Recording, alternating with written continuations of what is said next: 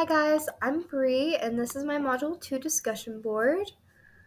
For question 1, how I'll work grades in the grading process into my future classroom, I've got 4 chunks that I will lump each of my assignments into.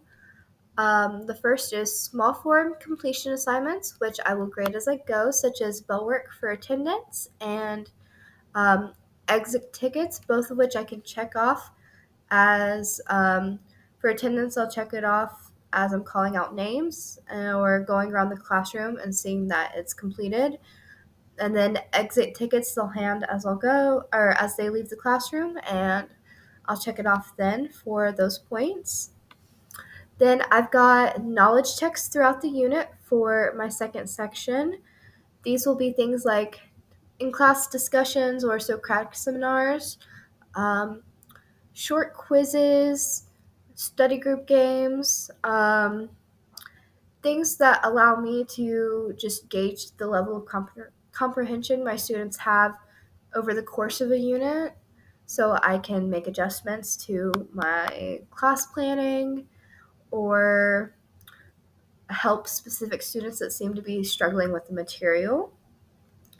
Then I've got longer form cumulative assignments to monitor full comprehension, which is my third little chunk.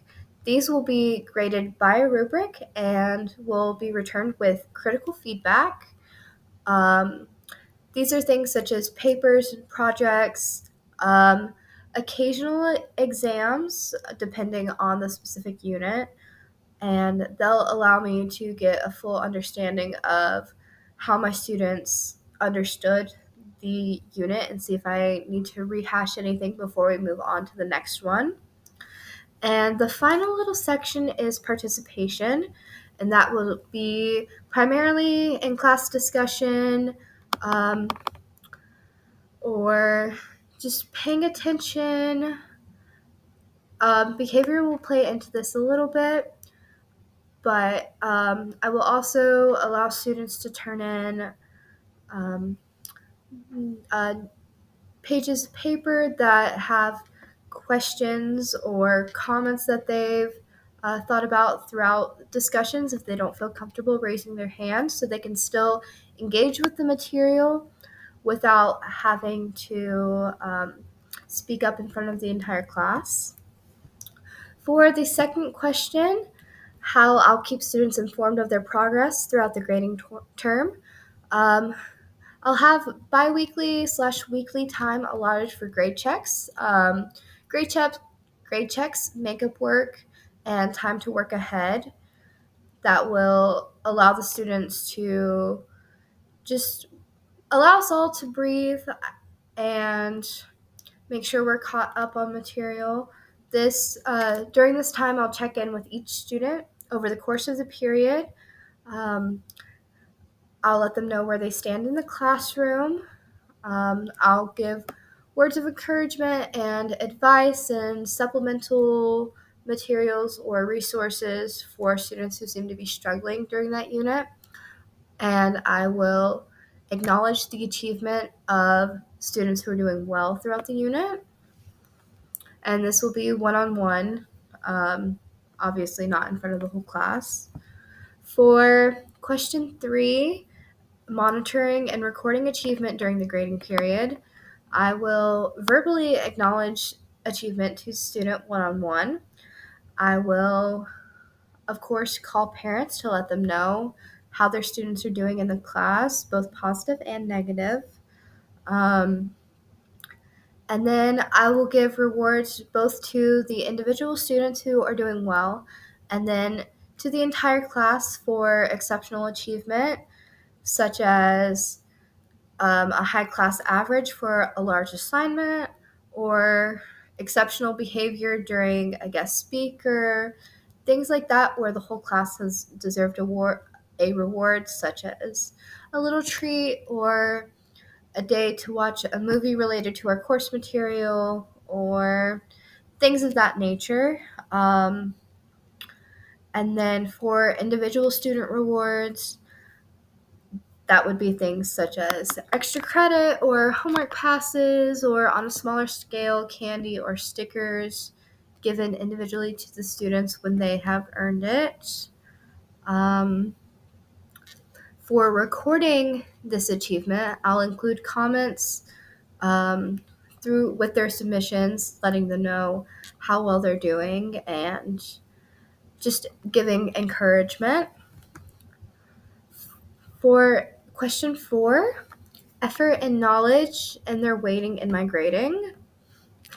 I will primarily grade based off of the effort shown by students during my class. And that comes in with the small form assignments, partially in the cumulative assignments showing that they made the effort to complete each part of the rubric, and then obviously in their participation, as that's the most obvious acknowledgement of effort. Knowledge will be weighted less in with the larger assignments. They will be fewer and far between throughout, just at the end of the unit, like I said, for to get a full understanding of their comprehension. And I will give opportunities for the students who seem to be struggling with their comprehension of the content, opportunities with remedial assignments or things that they can do to both improve their understanding of the content and their grade. And then for the last question, good or bad behavior and its effect on grading. Good and bad behavior will only affect grading in my classroom throughout participation. Being distracting or disrespectful during class discussions especially will result in a lower participation grade, as that takes away others' abilities to participate. And then good behavior will allow students to earn the highest participation grade possible. I don't think I will offer extra credit for participation grades unless there are circumstances where students go especially above and beyond. And then for my choice question, I chose number 2, the last 3 items of the cognitive taxonomy: analysis, synthesis, and evaluation, and why they're considered higher order thinking skills. I believe they're considered higher order thinking skills because they require a full comprehension of the material in order to most effectively utilize these skills. For analyzation, according to